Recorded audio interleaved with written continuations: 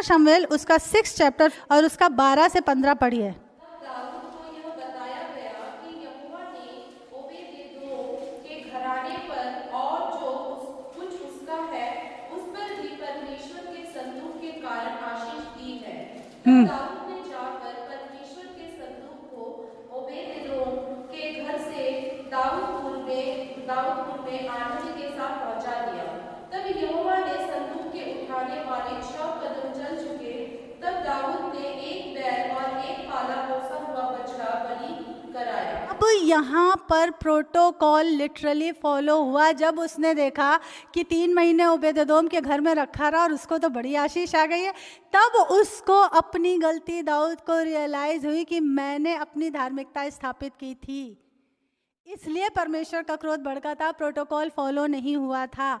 और तब उसने इस बार संदूक कंधों पे उठवाया, लेवियों के कंधों पे उठवाया। लेवियों में से जो कहाती कुल के लोग थे, कहाती परिवार के, उनके कंधों पे उठवाया। हम कभी ना कभी ये गलती कर देते हैं, हम अपने पैरामीटर बना लेते हैं, अपनी धार्मिकता स्थापित करने लगते हैं परमेश्वर के वचन को साइड में करके। फॉर एग्जाम्पल हम अपना बताते हैं, जब हमने चर्च शुरू की थी, हमने चर्च में ऑफरिंग बॉक्स ही नहीं रखा। हम नहीं लेंगे, हम किसी से नहीं लेंगे, हम हॉल का किराया भी खुद भरेंगे, जो चर्च की ज़रूरतें होंगी वो हम देंगे, परमेश्वर ने हमको इस योग्य किया है, हम प्रभु सारा खर्चा आपका उठाएंगे, हम सिर्फ लोगों की शुद्ध मन से सेवा करेंगे। परमेश्वर के एक दास थे, उन्होंने समझाया हमको, जब हमने उनको बताया कि अंकल ऐसे ऐसे, तो बोले बेटा ये बहुत गलत कर रहे हो तुम लोगों से उनकी आशीषें पाने का अधिकार छीन रहे हो।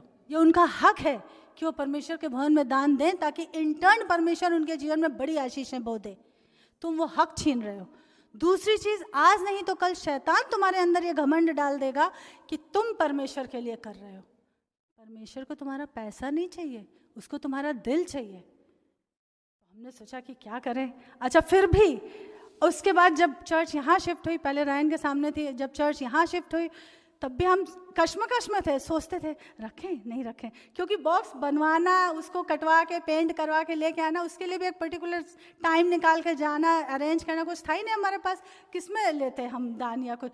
तो हम सोच रहे थे कि हाँ अंकल ने बात तो सही कही, वो पास्टर साहब ने बात तो सही कही है। उन्होंने कहा कि तुम अपनी धार्मिकता स्थापित कर रहे हो, तुम लोगों से उनके आशीषित होने का हक छीन रहे हो, मत करो ऐसा, रखो ऑफरिंग बॉक्स। तो कॉलिन ब्रदर की जब बहनें आती थी या उनका कोई रिलेटिव आता था कभी बेंगलोर वगैरह से, तो वो क्या करते थे, चर्च के एंड में वो ज़बरदस्ती, फिर पास्टर को तो कुछ नहीं बोलते थे, बोलते ऑफरिंग नहीं हुई, ऑफरिंग नहीं हुई, वो हमारे हाथ में देते, मेरे हाथ में ज़बरदस्ती पकड़ा के जाते थे। तो मुझे बड़ा बुरा लग रहा है, मुझे क्या पैसे दे रहे हैं, मेरे को क्या ज़रूरत।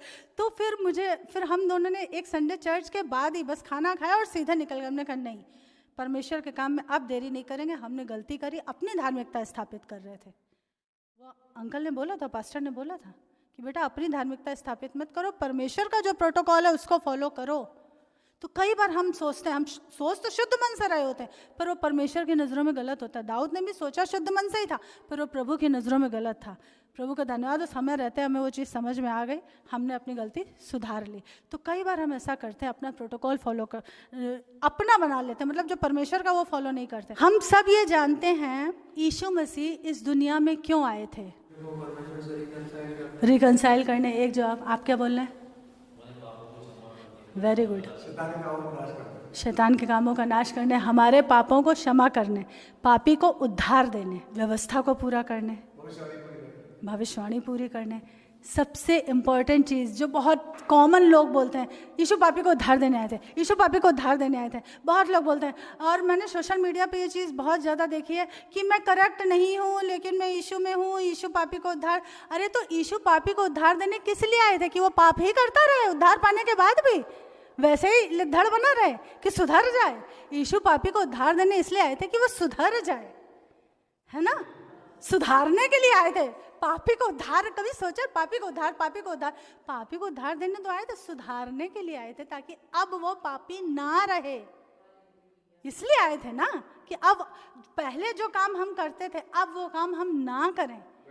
इसलिए तो यीशु आए थे, हमें उन गलत कामों से छुड़ाने के लिए आए थे ना। जैसे बहुत से लोग कहते हैं हाँ हम यीशु को मानते हैं, हम यीशु को मानते हैं, वो भी कर रहे हैं, ये भी कर रहे हैं। मैं कहती हूँ सॉरी, मत कहना दोबारा, मेरे आगे तो कभी मत कहना कि तुम यीशु को मानते हो, क्योंकि तुम खुद को भी धोखा दे रहे हो, उस परमेश्वर को तो दे नहीं सकते, तुम अपने आप को धोखा दे रहे हो। रिश्तेदार हमारे हैं ऐसे, हाँ हम भी यीशु को मानते हैं, हम भी यीशु को मानते हैं, तो मैं मुंह पे बोल देती हूँ सॉरी, तुम यीशु को नहीं मानते हो, तुम नाटक करते हो। मेरे सामने तो आइंदा कहना मत कि हम भी यीशु को मानते हैं, क्योंकि जो काम तुम पहले करते थे वही अभी भी कर रहे हो ना। यीशु में आए कहाँ तुम? किसी का उद्धार है ही नहीं तुम्हारे यहाँ, तो काहे को कह रहे हो कि हम यीशु को मानते हैं? ठीक है, एक ये चीज। दूसरी चीज, बाइबल में जब प्रोटोकॉल की बात आती है तो केवल एक विश्वासी और परमेश्वर के बीच का ही प्रोटोकॉल नहीं है, बाइबल में हर रिश्ते का प्रोटोकॉल है। नियम पढ़ के देखो, पुराने नियम में भी थे, नए नियम में वो चीजें अनुग्रह से भर के नियम दिए यीशु ने। इफिसियों की पत्री पढ़ के देखो, माँ बाप और बच्चों के लिए प्रोटोकॉल है। लड़के वालों, माँ बाप की बात मानो, कहना मानो। जैसे बच्चों, माँ बाप का कहना मानो, खास तौर से उन माँ बाप का जो विश्वासी हैं। अब माँ बाप का कहना मानने के चक्कर में जाके राखी बंधवाने मत चले जाना कि माँ बाप का कहना मानो। जो विश्वासी माँ बाप हैं उनका कहना मानो। I made a correction here, जो विश्वासी माँ बाप है उनका कहना मानो। आएंगे, मेरी मम्मी तो मुझे सिखाती थी, बेटा इसको भी मानो उसको भी मानो। मैंने कहा भैया तुम्हारी सीख तुम्ही को मुबारक, मैं ये नहीं कर सकती। तो जो विश्वासी है उनका कहना मानो, और माँ बाप को भी बोला गया कि बच्चों को भी तंग मत करो। हस्बैंड और वाइफ के बीच का भी प्रोटोकॉल है। पतियों से कहा गया पत्नी को ऐसे प्यार करो जैसे अपने आप को। कोई अपने आप को हंटर मारता है, चाबुक मारता है, पत्नी पे हाथ मत उठाओ, लिखा है। पतरस ने तो यहाँ तक कहा है कि पतियों तुम्हारी प्रार्थनाएं रुक जाएंगी अगर तुम अपनी पत्नी पे हाथ उठाते हो या उसका सम्मान नहीं करते हो या उसको अच्छे से ट्रीट नहीं करते, तुम्हारी प्रार्थनाएं रुक जाएंगी। पतरस ने तो यहाँ तक लिखा अपनी पत्री में। पत्नी से लिखा है कि तुम पति के अधीन रहो, कोई भी फैसले खुद से नहीं लेने हैं, पति के अधीन रहो। कोई भी, जैसे पास्टर ने बताया था कि लेडीज आती है, उनको कोई स्कीम बताते तो बोलती उनसे पूछेंगे।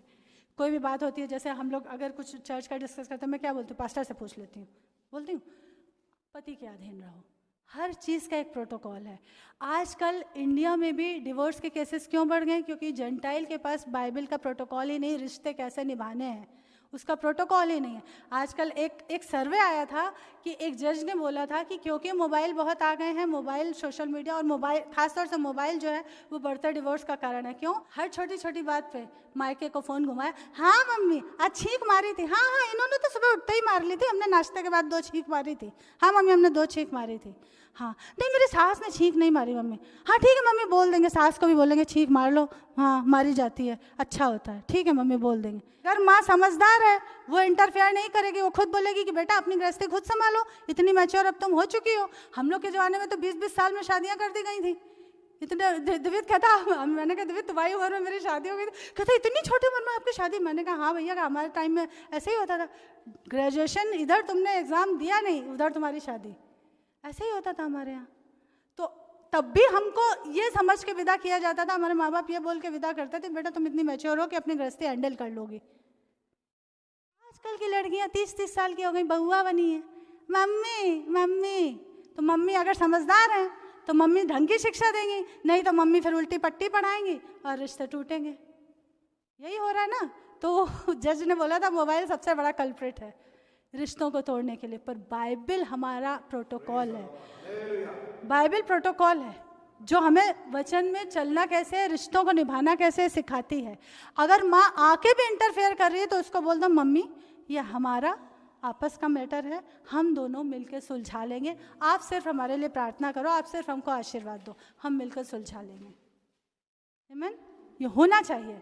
आजकल तो क्या हो गया, पापा की परी तो पापा ही कूद कूद के आ जाते हैं, मेरी बेटी खाना नहीं बनेगी, मेरी बेटी ये नहीं करेगी, आपकी बेटी को खाना बनाना आता है। मैं तो कहती हूँ दोनों मिलके, मैं दिव्य को यही सिखाती हूँ, मैं कहती हूँ देखो अब मेरी तरह तो है नहीं कि जहाँ पापा का ट्रांसफर हुआ वहाँ जॉब पकड़ लिया, तुम्हारा भी जॉब होगा उसका भी जॉब होगा। जब दोनों ड्यूटी से आओगे तो दोनों मिलके चाय बनाओ, दोनों मिलके खाना बनाओ, नहीं तो मेड रखो, मेड अगर कभी नहीं आई तो दोनों मिलके काम करो।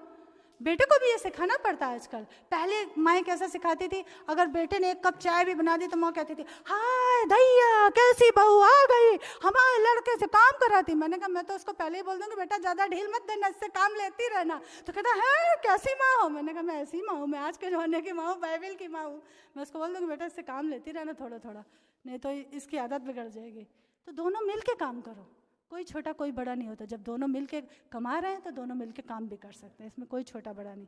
ये बाइबल सिखाती है, दुनिया के लोग नहीं सिखाते। आज पहले ज़माने में भी गलत हो रहा था, खाली बेटों की ऊपर थी पलड़ा, आज बेटियों के, आज वो बदला निकाला जा रहा है। आज वो बेटियों की माँ कहती मेरी बेटी तो काम नहीं करेगी, बिल्कुल उल्टा। वो भी गलत था, ये भी गलत है। बाइबल बैलेंस लाइफ जीना सिखाती है। आमीन। एक बैलेंस लाइफ कैसे जीनी है वो हमें बाइबल ही सिखाती है। जल्दी जल्दी से 2-3 और प्रोटोकॉल तोड़े गए थे, उनको देख लेंगे। डैनियल उसके 4th चैप्टर में नबूकदनेस्सर राजा का वर्णन है, जिसको परमेश्वर यहोवा ने खुद चुना था इजरायलियों को दंड देने के लिए, क्योंकि वो बहुत बिगड़ गए थे, बंधुआई में लेके आया था फिर वो। लेकिन जब परमेश्वर उसको आशीष देने लगा तो उसने क्या किया, घमंड से भर गया। और नीति वचन में और भजन संगीता में भी हमने पढ़ा है, घमंड से भरी हुई आंख यहोवा को कभी पसंद नहीं आती। फिर परमेश्वर ने क्या किया, बाइबल में लिखा है, पढ़ के देख लेना 4था चैप्टर डैनियल का। वो नबूकदनेस्सर राजा ने 7 साल बैलों की तरह घास खाई है, लिटरली। और लिखा है उसके नाखून पक्षियों के जो पंजे होते हैं ना, ऐसे बढ़ गए थे, सिर के बाल बढ़ गए थे। इस तरीके से बिल्कुल ही बुद्धिहीन करके परमेश्वर ने उसको कितना बड़ा दंड दिया था, 7 साल। और जब 7 साल के बाद उसने नजरें ऊंचे उठा के कहा कि परमेश्वर ही परम प्रधान है, जिस दिन उसकी सत्ता को कबूल किया, उस दिन वो वापस अपने आपे में आ गया। परमेश्वर का प्रोटोकॉल, उसने नीति वचन, इसीलिए पूरे महीने के हिसाब से नीति वचन दिए गए हैं। हर दिन नीति वचन पढ़ना है ताकि हम उसका प्रोटोकॉल, उसके तरीके से ज़िंदगी जीने की कला सीख सकें। एक और था गेहजी, 2 राजा उसका 4था चैप्टर निकालिए, उसका 29 और 31 वचन पढ़िए। गेहजी से कहा, अपनी कमरबान और मेरी छड़ी हाथ लेकर चला जा, मार्ग में कोई तुझे मिले तो उसका कुशल ना पूछना, और कोई तेरा कुशल पूछे तो उसको उत्तर ना देना। उसने उनसे पहले पहुंचकर गेहजी ने छड़ी को उस लड़के के मुंह पर रखा, परंतु कोई शब्द ना सुन पड़ा। गेहजी से भी लड़का जीवित हो जाता अगर उसने एलिशा का कमांड फॉलो किया होता। गेहजी के अंदर एक तो लालच था, हमको पता है नामान कोड़ी से वो पीछे पीछे मांगने गया था। दूसरा, उसके अंदर इस वचन को पढ़ के हमको समझ में आता महिमा की भूख थी। जब एलिशा की छड़ी लेके जा रहा, उस समय जो परमेश्वर के नबी या दर्शी हुआ करते थे, उनकी चीज़ें लोगों को पता होती थी कि ये फलाने नबी की छड़ी है, ये फलाने की चद्दर है, ये सब उनको पता हुआ करता था।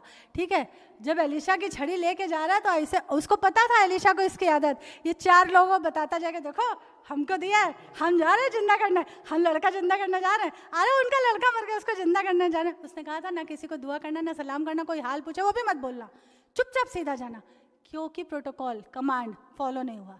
ये प्रोटोकॉल था, परमेश्वर का ये प्रोटोकॉल है उसके कामों को करने का, इसलिए लड़का जिंदा नहीं हुआ। वो कैसे गया, रास्ते में बोल दे, और भाई कैसे, हाँ, अरे कहाँ जा रहा, अरे कुछ नहीं, वो उनका लड़का मर गया ना, और हमको भेजा एलिशा ने, और पास्टर साहब ने हमको भेजा, हम जा रहे हैं ठीक करने, जिंदा करने जा रहे हैं, हम जिंदा करने जा रहे हैं, और सब बढ़िया। प्रोटोकॉल फॉलो नहीं किया, जो कमांड दिया गया था, जो काम करने का तरीका, प्रोटोकॉल यानी नियम, काम करने का तरीका बताया गया था। डीजे दिनाकरन अपनी गवाही में एक बार बता रहे थे, बहुत पहले की बात बता रहे थे, कि एक बीमार के लिए जो कि मरने पे था, उनके पास प्रेयर रिक्वेस्ट आई, उनके चेन्नई के ही आसपास का कहीं का था, कि आप आके उसके लिए प्रार्थना कर दीजिए ताकि उसका जीवन बच जाए, क्योंकि उन्होंने बहुत से जीवन बचाए थे प्रार्थना के जरिए, बीमारों को बीमारी से ठीक करवा के। वो एक जरिया था, करने वाला इशू था। ठीक है, तो जब उन्होंने प्रभु से प्रार्थना करी और पवित्र आत्मा से पूछे बिना कुछ नहीं करते थे। जो समझदार होगा वो अपने आप से कुछ करने की कोशिश नहीं करेगा, अपने आप से कोई काम वो हाथ में नहीं लेते थे। तो उन्होंने प्रभु से पूछा, प्रभु जाऊं, क्या आप उसको कर दोगे ठीक? तब तो मैं जाऊं, नहीं तो मैं यहीं से प्रार्थना कर देता हूँ, आप बताओ क्या करना है। प्रभु ने कहा, जाओ, मैं उसको ठीक कर दूंगा, तुम जाओ, जब तुम प्रार्थना करोगे तो मैं उसको ठीक कर दूंगा, पवित्र आत्मा की सामर्थ उतरेगी, मैं उसको ठीक कर दूंगा। तब वो गए, और वहाँ जो विश्वासी लोग थे वो जमावड़ा लगाए हुए पड़े थे और मार हालेलुया और अदर टंग्स में बात करना अच्छी बात है, लेकिन बाइबल में लिखा है भविष्यवक्ताओं का आत्मा उनके वश में रहता है। हम सब अगर परमेश्वर के भविष्यवक्ता, तो हमारा आत्मा हमारे वश में होना चाहिए। टंग्स में अगर आप बोल रहे हो अन्य भाषा का वरदान, तो वो आपके वश में है, कब आपको बोलना है, कब शोर मचाना, कब नहीं। ये आपके वश में। और दिनाकरन बोले कि जैसे ही मैं प्रार्थना शुरू कर रहा हूँ वैसे वो लोग सब और जोर जोर से चिल्लाने लगे, और जोर जोर से, कोई टंग्स में बोल रहा है, कोई हालेलुया हालेलुया कर रहा है। बोले पवित्र आत्मा में देखता था, उनको दर्शन में दिखता था, पवित्र आत्मा आता है, उस व्यक्ति के बेड तक नहीं जाता है, वापस लौट जाता है। फिर वो प्रार्थना करते, फिर बोलते हैं चुप रहो चुप रहो, फिर वो प्रार्थना जैसे शुरू, फिर वो लोग शुरू हो जाते हैं जोर जोर से शोर मचाना। दिनाकरन परेशान हो, उन्होंने कहा प्रभु आप कर क्यों नहीं रहे अपना प्रॉमिस पूरा? आपने कहा था इसलिए मैं यहाँ आया हूँ, नहीं तो मैं नहीं आता अगर आप मना करते। अब आप कर क्यों नहीं रहे? तो पवित्र आत्मा ने कहा पहले इन सबको बाहर निकालो। दिनाकर ने सबको बाहर निकाला, शांति का परमेश्वर है वो। दिनाकर ने सबको बाहर निकाल दिया और तब प्रार्थना की, और तब पवित्र आत्मा आया, उसके अंदर इम्पार्ट हुआ और वह व्यक्ति उठ के बैठ गया, जीवित हुआ, चंगाई पाई। तो ये परमेश्वर के प्रोटोकॉल है, उसके काम करने के तरीके हमें उससे पूछने पड़ेंगे, उससे सीखने पड़ेंगे। यहाँ पे गेहजी ने प्रोटोकॉल को फॉलो नहीं किया। पहला राजा उसके 13वें चैप्टर में मत खोलिएगा, जो बेथेल का बूढ़ा नबी नाम से जो टॉपिक है, वहाँ पे एक नबी आया था जिसने राजा को बोला था कि ये वेदी भरभरा के गिर जाएगी। उसके राजा का हाथ सूख गया था, उसने ऐसे उसकी तरफ बढ़ाया था, और उस नबी से ये कहा गया था कि यहाँ पे ना पानी पीना ना रोटी खाना। बेथेल का बूढ़ा नबी उससे झूठ बोलने आया कि नहीं नहीं मैं भी परमेश्वर का नबी हूँ और मुझको भी प्रभु ने ऐसा कहा। कई बार लोग आपको ऐसे ही झूठ मूठ के स्वप्न और दर्शन बताने आएंगे, परमेश्वर से पूछो। उस नबी की गलती ये थी, उसने परमेश्वर से नहीं पूछा, उस बूढ़े नबी की बात मान ली, उसके साथ रोटी पानी खाने चला गया, उसकी बात पे भरोसा कर लिया। क्यों? क्योंकि उसने यहोवा का नाम लेके झूठ बोला था। जैसे शुरुआती दिनों में पास्टर कहते थे कि मैं सोच ही नहीं सकता हूँ कि कोई यीशु का नाम लेके झूठ बोलेगा। मैंने कहा भैया एक से एक घाघ बैठे हैं, यीशु का नाम लेके तुमको ऐसा चक्कर ऐसा घुमाएंगे ना कि तुमको नानी भी याद आ जाएगी। एक से एक घाघ बैठे, उनको परमेश्वर का डर ही नहीं है। यीशु का नाम लेके एक से एक सपने और दर्शन बताने वाले बैठे। इसलिए पवित्र आत्मा से पूछो, क्योंकि उन लोगों को डर नहीं, उनकी बुद्धि शैतान ने भ्रष्ट कर दी। वो नाम तो यीशु का लेते हैं पर रिमोट कंट्रोल उनका किसी और के हाथ में, और वो सही में वो देखते हैं दर्शन, पर कौन दिखा रहा है इसकी उनको भी परख नहीं। इसलिए तुम पूछो पवित्र आत्मा से कि ये जो ये बता रहे हैं ये सच में परमेश्वर आपकी ओर से है, मैं जाऊं कि नहीं। उस नबी ने यही गलती की थी, प्रोटोकॉल तोड़ दिया। कहा था उस नगर में न रोटी खाना न पानी पीना, उसने प्रोटोकॉल तोड़ दिया, इसलिए वो मर गया। और एक दूसरा शमूएल, इसको पढ़ लीजिए, 13वां चैप्टर, उसका 21 और 22 वचन। जब ये सब बातें दाऊद राजा के कान में पड़ी तब वह बहुत झुंझला उठा। एक मिनट, राजा झुंझला उठा क्यों? क्योंकि उसका जो लड़का था अम्नोन, उसने अपनी ही बहन तामार को भ्रष्ट कर दिया था, और ये सारी बातें राजा के कान में गईं। उसको गुस्सा आया, वो झुंझला उठा। फिर परंतु अबशालोम ने अम्नोन से भला बुरा कुछ ना कहा। अम्नोन ने उसकी बहन तामार को भ्रष्ट किया था, इस कारण अबशालोम उससे घृणा करता था। यहाँ पर दाऊद ने फिर गलती करी। पिता होने के नाते उसका एक फर्ज था, वो फर्ज प्रोटोकॉल है कि जिस बच्चे ने गलती करी है, भीषण गलती, उसको सजा देना उसकी जिम्मेदारी थी। सिर्फ झुंझलाने से काम नहीं चलता है, क्योंकि दाऊद के पास तो खुद का एग्जाम्पल था कि जब उसने बतशेबा के साथ गलत किया है तो परमेश्वर ने उस बच्चे को मार डाला है। नातान उसको उंगली उठा के सबके सामने दोष देने आया है कि परमेश्वर तुझसे नाराज़ है। तो स्त्री को खराब करने के पाप से परमेश्वर कितनी नफरत करता है, ये चीज़ दाऊद को अच्छे से पता थी। और उसके अपने ही घर में जब यह अधर्म हुआ है तो जो उसके लिए दोषी है उस बेटे को उसे सजा देनी चाहिए थी, उसे सजा देनी चाहिए थी। दाऊद ने पिता होने का यहाँ फर्ज पूरा नहीं किया। बेटे का प्रेम ठीक है, लेकिन जहाँ बच्चा गलती पे, इसीलिए नीति वचन में लिखा है कि जो लड़के पे छड़ी नहीं उठाता वो उसका दोषी ठहरता है। छड़ी उठानी थी दाऊद को, उस वक्त छड़ी उठानी थी। नीति वचन तो सुलेमान ने बाद में आके लिखा है, पर दाऊद को उस वक्त प्रोटोकॉल फॉलो करना था। क्या हुआ? वैमनस से बढ़ता चला गया। अगर वो उस वक्त उसको दोषी को सजा दे देता तो शायद अबशालोम इसके खिलाफ ना होता, शायद अबशालोम के अंदर इतनी कटुता ना आती, शायद अबशालोम इतने षड्यंत्र ना रचता, शायद हो सकता था। लेकिन उसने पिता होने का जो प्रोटोकॉल था कि गलती पे सजा देना, वो फॉलो नहीं किया। एटलीस्ट नहीं कुछ करना था, उसको बाहर निकाल देता, देश से निकाल देता कि तुमने इतना बड़ा अपराध किया, बहुत जघन्य अपराध है ये, निकलो मेरे देश से बाहर। इतना तो कर सकता था। प्रोटोकॉल यहाँ भी फॉलो नहीं हुआ, इसलिए इतना बड़ा सब तमाशा हो गया।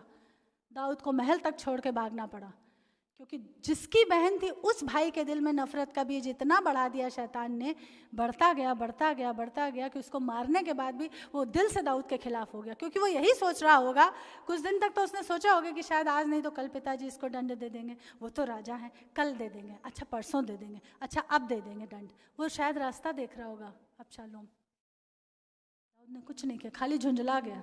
ऐसा नहीं करना, उसको न्याय करना था, क्योंकि पिता होने के तो छोड़ो, राजा की पदवी पे था, राजा होने के नाते उसका फर्ज था न्याय करना, प्रोटोकॉल फॉलो करना। वो नहीं किया। पिता तो चलो साइड में कर दो, राजा होने के नाते तो न्याय करना था। रोमियो की पत्री उसका पहला अध्याय, नए नियम में आई है, उसका 26 और 27 वचन पढ़िए, फिर उसका 31 पढ़िए।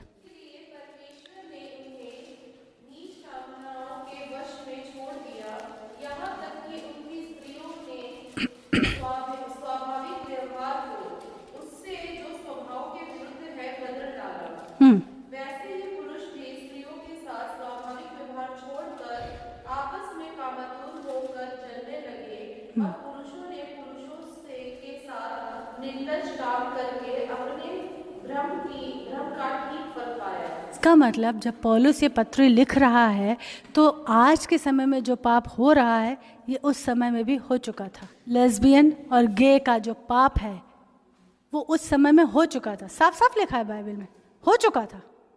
और एक जगह तो पौलुस ने ये लिखा है कि इतना बिगड़ गए थे कि जानवरों तक को नहीं छोड़ा था, पौलुस ने लिखा अपनी पत्री में। तो जो लेस्बियन और गे का जो अपराध था, जो पाप था, उसकी सज़ा मिल चुकी थी। पौलुस कह रहा ना ठीक फल पाया, इसका मतलब उसका फल भुगत चुके थे। आज वापस से शैतान के शिकंजे इतने बढ़ चुके हैं, मसीह का आना इतना करीब है। अब इस दुनिया के लोगों को जो परमेश्वर का प्रोटोकॉल, परमेश्वर ने ईडन गार्डन में एडम और ईव बनाई थी, एडम और एडम नहीं बनाया था, मैडम और मैडम नहीं बनाई थी। उस प्रोटोकॉल को आज फिर से मनुष्य जाति शैतान के बहकावे में आके तोड़ रही है। तो फिर से परमेश्वर की आग भड़केगी। और जो शैतानवादी हैं वो कैसे इसके समर्थन में बहुत अच्छी अच्छी पॉलिश्ड बातें बोलते हैं। इवन बहुत सी चर्चेस में ऐसे ऐसे लोग सेवा कर रहे हैं। कितना पास्टरों को तो कंपेल किया जा रहा है कि तुम्हें ये शादी करवानी पड़ेगी। फॉरेन में कुछ कंट्रीज में जहाँ पे इस चीज़ को लीगलाइज कर दिया गया है, वहाँ पे सरकार पास्टरों को आदेश दे रही है कि तुम्हें गे और लेस्बियन की शादी करानी पड़ेगी। जो पास्टर कह रहा है कि ये बाइबल के खिलाफ है, जबकि एक तरह का दुष्टात्मा होता है जो लोगों में घुस जाता है ना, हमें पता है, हम बाइबल के जानकार हैं। और वहाँ पास्टरों को कंपेल किया जा रहा है, प्रेशर डाला जा रहा है कि तुम्हें ये शादी करानी पड़ेगी, जो कि वचन के, जो कि परमेश्वर की नज़रों में बहुत ही घृणित, स्त्री के साथ जो किया जाए उससे भी ज़्यादा घृणित ये अपराध परमेश्वर की नज़रों में। वो भी घृणित है, ये भी घृणित है, उससे भी ज़्यादा घृणित है। परमेश्वर का प्रोटोकॉल जो ईडन गार्डन में बनाया गया था उसको तोड़ा जा रहा है। तो सोचो आज की समाज पे, आज की दुनिया पे कितना बड़ा परमेश्वर का दंड आने पे है। तो हमें और आपको परमेश्वर के भय भक्ति में रहना है। यीशु के बनाए हुए नियम प्रोटोकॉल हमको बाइबल में दिए गए हैं, हमको उसके अकॉर्डिंग चलना है। जैसा कि हमने शुरुआत में कन्फेस किया कि ये वचन हमारे लिए, ये वचन किसी बाजू वाले के लिए नहीं है, ये वचन मेरे लिए है, ये वचन आप में से हर एक के लिए है। आमीन। हमें परमेश्वर के प्रोटोकॉल को फॉलो करना है।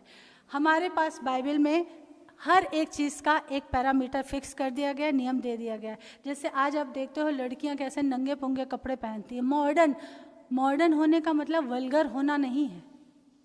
बाइबल हमें सिखाती, पहनो जीन्स पहनो, टी शर्ट पहनो, स्कर्ट पहनो, टॉप पहनो, लेकिन तुम्हारा बदन ढका होना चाहिए।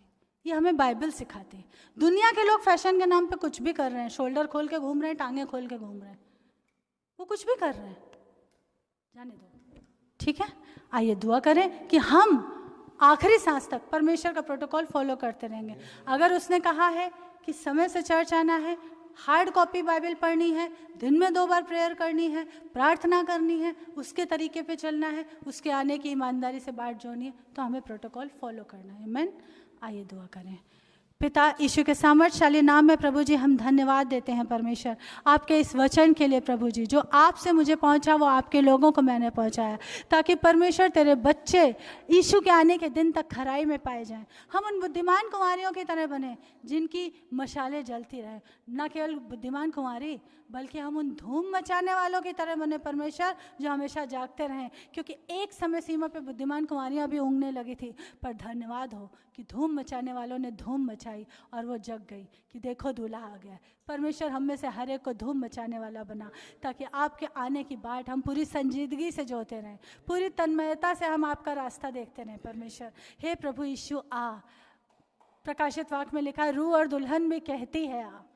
परमेश्वर पवित्र आत्मा भी अब यही कह रहा है कि प्रभु यीशु आ, और तेरी दुल्हन तेरी कलीसिया भी यही कह रही है कि प्रभु यीशु आ।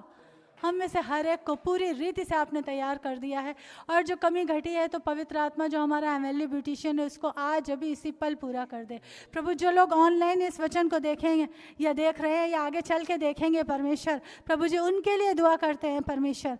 धन्यवाद देते हैं कि इनके मनों में भी परमेश्वर आज पवित्र आत्मा काम करे, कि इनके मन का आज पूर्ण रीति से सही सही अर्थों में खतना हो और ये परमेश्वर के प्रोटोकॉल को फॉलो करें। They should follow the Lord's protocol. O Lord, जो ऑनलाइन देख रहे हैं, जो सोशल मीडिया पे देख रहे हैं परमेश्वर, इनके जीवन के आज बंधन टूटने के लिए है, और वो जब भी टूटेंगे जैसे ही ये एक फैसला लेंगे कि अब हम शरीर के आलस में नहीं पड़ेंगे, अब हम परमेश्वर के प्रोटोकॉल को फॉलो करेंगे, अब हम अपनी धार्मिकता नहीं स्थापित करेंगे परमेश्वर, इस रीति से चलेंगे जैसे आपने चलना सिखाया। अब हम शमान को रहने की तरह आपका क्रूस उठाएंगे, क्योंकि हमें मालूम है जब हम आपका क्रूस उठाएंगे तो आप हमारे साथ हैं और हमारी पीढ़ियां आशीष पाएंगी परमेश्वर। प्रभु जी धन्यवाद देते हैं, दुआ करते हैं परमेश्वर, क्योंकि जब हम इस गीत को गाते हैं कि तेरे भवन में आनंद की भरपूरी है, तो परमेश्वर हर एक चीज़ हमारी भरपूरी से भरी हुई हो, हमारे जीवन में हमारा अच्छा स्वास्थ्य हो परमेश्वर, हमारे पास धन वैभव महिमा परमेश्वर की दी हुई हो, क्योंकि वचन में आपने कहा कि तू अपनी महिमा का प्रकाश हम पर चमकाता है। हम गेहजी की तरह महिमा की भूख से ना भरें जो आपकी ओर से नहीं होती, बल्कि जब आपकी महिमा का प्रकाश हम पर चमके तो वो प्रकाश पूरी दुनिया का उजाला देने लगे परमेश्वर। प्रभु जी हम दुआ करते हैं आज जिस किसी के भी परमेश्वर हार्ट में कहीं कोई ब्लॉकेज है परमेश्वर, इसी वक्त वो ब्लॉकेज खुल जाए यीशु मसीह के नाम से परमेश्वर। हम हुक्म देते हैं, वचन में लिखा है you are the Lord my healer, you send the word and heal my disease. परमेश्वर आज ये बात तेरे देखने वाले बच्चों के जीवन में, यहाँ मौजूद हर एक व्यक्ति के जीवन में पूरी, अगर कोई दर्द है शरीर में तो वह दर्द यीशु के नाम से रिब्यूक करते हैं परमेश्वर। तेरी शिफा और चंगाई, तेरे कोड़ों की शिफा और चंगाई, उन 39 कोड़ों ने वर्ल्ड की मेजर कैटेगरी की 39 बीमारियों को हराया परमेश्वर। हर एक बीमारी ने घुटने टेके यीशु मसीह के सामने परमेश्वर, तेरे क्रूस पे शैतान हार चुका। तेरे लहू की सामर्थ, तेरे कोड़ों की शिफा और चंगाई, तेरे पुनरुत्थान की सामर्थ पिताजी तेरे इन देखने वाले बच्चों के जीवन में इम्पार्ट करते हैं परमेश्वर। जो तेरे भवन में मौजूद है परमेश्वर, इनके जीवनों में इम्पार्ट करते हैं परमेश्वर। आज उद्धार की नदी को बहने दे परमेश्वर, और धन्यवाद देते अपने छिदे हाथों से हर एक के सिर पर हाथ रखकर आशीष दे। जो बच्चे तेरे इस भवन में मौजूद है परमेश्वर, उनको छू और आशीष दे। जो एग्जाम आगे को वो लिखेंगे, जो इंटरव्यू आगे को वो देंगे, जो परमेश्वर आगे उनकी पढ़ाई और फाइनल ईयर के जो एग्जाम होंगे परमेश्वर, उन सब पर आपकी आशीष कबूल करते हैं परमेश्वर। जो बोर्ड के एग्जाम चल रहे हैं, जितने बच्चे बोर्ड के एग्जाम दे रहे हैं और देने पर है परमेश्वर, उन सब के जीवन में प्रभु आपकी आशीष को कबूल करते हैं। देखने वाले बच्चों के जीवन में परमेश्वर पवित्र आत्मा जो बुद्धि का आत्मा है, यहोवा का आत्मा बुद्धि का आत्मा है, नीति वचन 8 के अनुसार वो बुद्धि का आत्मा तेरे बच्चों की लाइफ में इम्पार्ट करते हैं परमेश्वर। उनका सेहत अच्छी रहे और हर एक को हाथ पकड़ के तो उनके आंसर लिखवा, और जो कॉपी करेक्शन करने वाले हो, जो एग्जामिनर हो परमेश्वर, उनके दिल में ग्रेस डालना उनकी कॉपीज के, उनकी आंसर शीट के लिए परमेश्वर। धन्यवाद देते हैं, द बेस्ट रिजल्ट हमारी सोच से बढ़कर आशीष तूने हमारे अपने बच्चों को दे दिए परमेश्वर। हमारे चर्च में परमेश्वर जो लोग मौजूद हैं प्रभु जी, उनके बैंक बैलेंस पे यीशु भरपूरी की आशीष कबूल करते हैं, रिलीज करते हैं प्रभु। आपका लहू लगाते हैं, खत्ते हमेशा भरे रहें परमेश्वर। और प्रभु जी धन्यवाद देते हैं, धन्यवाद देते हैं परमेश्वर, हर एक गर्भ को छूने के लिए, खुलने के लिए, आशीष आने के लिए परमेश्वर। जब हम आपका कहना, क्योंकि वचन में लिखा तुम मेरी ओर फिरो तो मैं तुम्हारी ओर फिरूंगा, जब हम आपका कहना मानते हैं तो परमेश्वर हमको रखने के लिए जगह कम पड़ जाए। जैसे उस विधवा स्त्री को एलीशा जब तेल भर भर के दे रहा था तो उसने कहा और बर्तन ला, उसने कहा बर्तन खत्म हो गए परमेश्वर। इस रीति से आज वो एलीशा के तेल वाली आशीष उड़ेल परमेश्वर तेरे सब सुनने वाले, देखने वाले, तेरे भवन में मौजूद तेरे बच्चों के जीवनों में परमेश्वर किसी भी बात के लिए हमें दुनिया का मोहताज ना होना पड़े। हमारी सेहत अच्छी रहे परमेश्वर, हमारे अड़ोस पड़ोस में, हमारे कार्यस्थल में, हमारे जो विरोधी है वो असल में इंसान नहीं बल्कि उनके पीछे जो बैरी खेल खेल रहा, उस बैरी की चालों को यीशु नष्ट करते हैं आपकी पवित्र आत्मा की आग डाल के। परमेश्वर आप वो हैं जो परमेश्वर और मनुष्यों का अनुग्रह देते हैं, जैसे आपके वचन में लिखा है, जैसे आपके लिए लिखा है कि यीशु परमेश्वर और मनुष्यों के अनुग्रह में बढ़ता गया, वही हेरिटेज आपके बच्चों के लिए है। हम आपके बच्चे परमेश्वर और मनुष्यों के अनुग्रह में बढ़ते जा रहे हैं परमेश्वर, इसके लिए धन्यवाद देते हैं। वचन कहता है जब किसी का चाल चलन यहोवा को भाता है तो वो उसके शत्रुओं को उसका मित्र बना देता है। आज इसी वक्त हम यहाँ घोषणा करते हैं परमेश्वर, अगर किसी ने भी हमारे प्रति अपने मन में बैर रखा है तो परमेश्वर उसके दिल को बदल के हमारे प्रति मुलायम कर और हमारा मित्र बना दे, और वो जो बैर का बीज बैरी ने बोया था उसको आपकी पवित्र अग्नि से जला देते हैं परमेश्वर, क्योंकि तूने कहा कि तुम मेल के सुसमाचार के जूते पहनने वाले हो। परमेश्वर हम आपके वचन को लेके जाने वाले हैं। परिवारों में अगर कहीं मनमुटाव है वो वैमनस्य से यीशु के नाम से धुल जाए परमेश्वर, आपके लहू से धो देते हैं परमेश्वर। जो माफ नहीं कर पा रहे हैं परमेश्वर उन लोगों को माफ करने के लिए अनुग्रह और शक्ति दीजिए परमेश्वर, शक्ति दीजिए परमेश्वर। पवित्र आत्मा की सामर्थ्य उतरे उन पर और वो दिल से माफ कर सकें परमेश्वर, क्योंकि बैरी की ये चाल है कि वो रिश्तों में सिंस बिगनिंग खटास डालता है, तोड़ता है, ब्रेकेज लाता है ताकि हमारी दूरी हो जाए। परमेश्वर हम दूर रहने वाले नहीं। जो रिकंसिलिएशन क्रूस पे कराया गया, आज देखने वालों के जीवन में अगर कोई ऐसा है जो ऑनलाइन सोशल मीडिया पे देख रहे हैं, अगर उनके रिश्तों में कहीं कोई दरार है, कहीं कोई टूट फूट है, उसको यीशु के लहू से हम जोड़ देते हैं परमेश्वर। आपके प्यार के धागे से हम सिल देते हैं परमेश्वर, क्योंकि आप मेल मिलाप के परमेश्वर हो।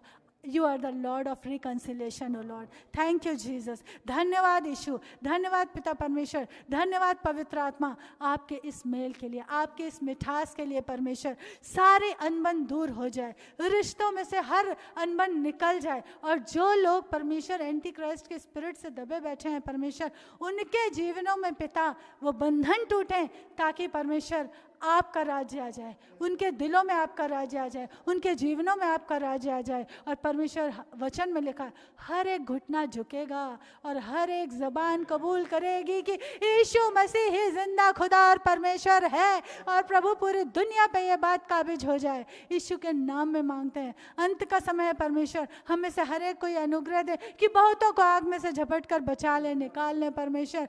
धन्यवाद देते हैं कि आपका ये अनुग्रह सदा हम पर डेरा करता रहेगा। धन्यवाद देते हैं कि हम खुद भी तैयार रहेंगे और बहुतों को तैयार करने वाले बनेंगे। धन्यवाद देते हैं कि हम धूम मचाने वाले बनेंगे। धन्यवाद हमारे अच्छे बैंक बैलेंस के लिए, हमारे यूहन्ना 10:10 के भरपूरी के जीवन के लिए।